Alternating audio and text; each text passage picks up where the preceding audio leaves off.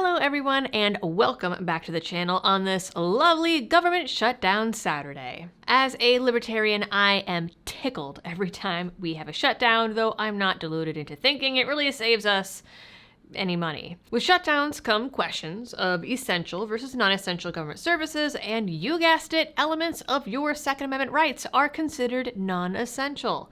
Now, the basics are covered as far as NICS checks and such, so firearm sales have been able to go forward as usual. And, unfortunately, ATF field agents and investigators have still been on the loose too, though they won't be paid until the shutdown is over, and man, do I wish Trump would take this opportunity to hit a bunch of things with a red pen like he's been threatening. All in all, most of the DOJ's 100,000 employees have been working business as usual, except for some 10,000. Now think about that. That is 10,000 non-essential government employees in the DOJ alone getting your tax dollars in jobs the government does not actually consider necessary to function. Included in this 10,000 are the NFA examiners, meaning the folks needed to approve your tax stamps. You might remember that big part of the budgeting shutdown that got us a 0 tax stamp on suppressors and short-barreled rifles starting January 1st, but the requirement that you still go get your tax stamp with the ATF. I mean, how could we forget? So folks have not been able to get their tax stamps or the applications worked on since September 30th. There's been concern that the backlog would get so big as to influence the $0 tax stamp on those certain items come January if the shutdown goes long enough.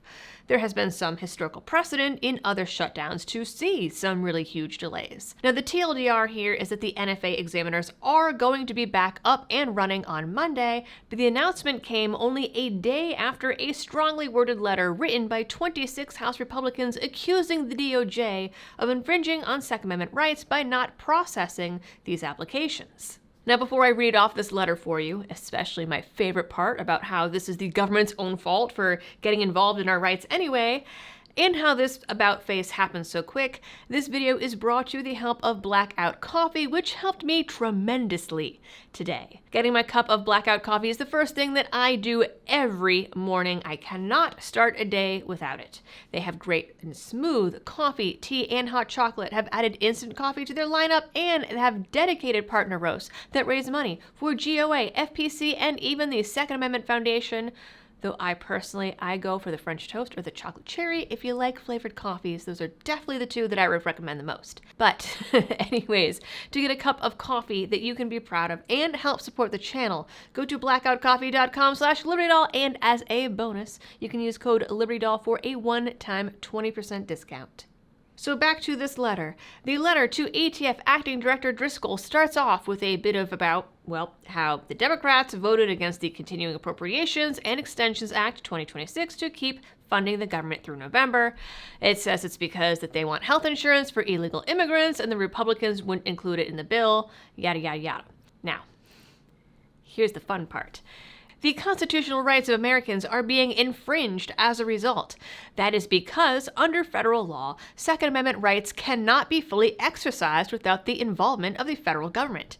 This clearly is not what the framers intended, but it is this country's unfortunate reality. Amen.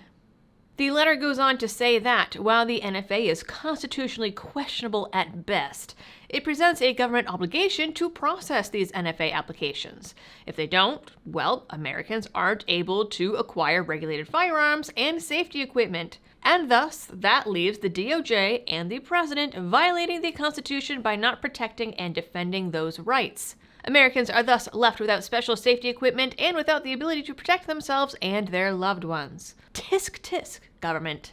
The letter then said that Driscoll had the ability to reclassify those NFA examiners as essential employees, basically, and gave him 10 days to come up with a plan to do exactly that, to stop this from happening in the future and to protect Second Amendment rights.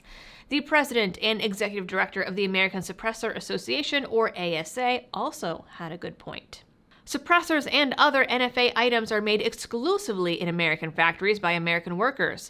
From manufacturing to distribution to final sale to law-abiding citizens, every facet of the supply chain is completely dependent upon ATF processing NFA applications. Without ATF processing, the entire industry and the Second Amendment rights of millions of Americans come to a complete standstill. Every day, ATF's NFA examiners are out of the office. More and more pressure mounts on hundreds of small businesses across the country. With cash flow all but turned off, many will soon be forced to cut hours, furlough employees, or shut down entirely. ATF has the ability and the responsibility to act now. Reclassifying NFA examiners as accepted or essential personnel would immediately restore the constitutionally protected right of lawful gun owners to complete their NFA applications. Simultaneously, it would protect thousands of American jobs. This isn't a partisan issue. It's a win-win that would uphold the Constitution while simultaneously protecting thousands of American jobs. And while I do not agree that government should be involved in business or our rights, the fact of the matter is they make themselves involved. So if you're going to make yourself involved, you kind of can't shut down that business for not being involved. Frankly, I think that all of this is another great argument to add to the pile of the government should not be in charge of our rights or our businesses or much of anything really, but I know that's a little extreme for some of you folks in the audience. So this letter went out Thursday. Late Friday morning, the announcement came out that with some help from the aforementioned ASA, the ATF's NFA examiners would be returning to work on Monday. Along with the announcement and, of course, the shorter wait times due to e-forms this time around, the ATF says that they expect to be through the backlog in 7 to 10 days. All right, ladies and gentlemen, that is it for this video. You guys know the drill. For all of the algorithm things, please do them. And as always, thanks for tuning in. Stay safe out there and happy shooting.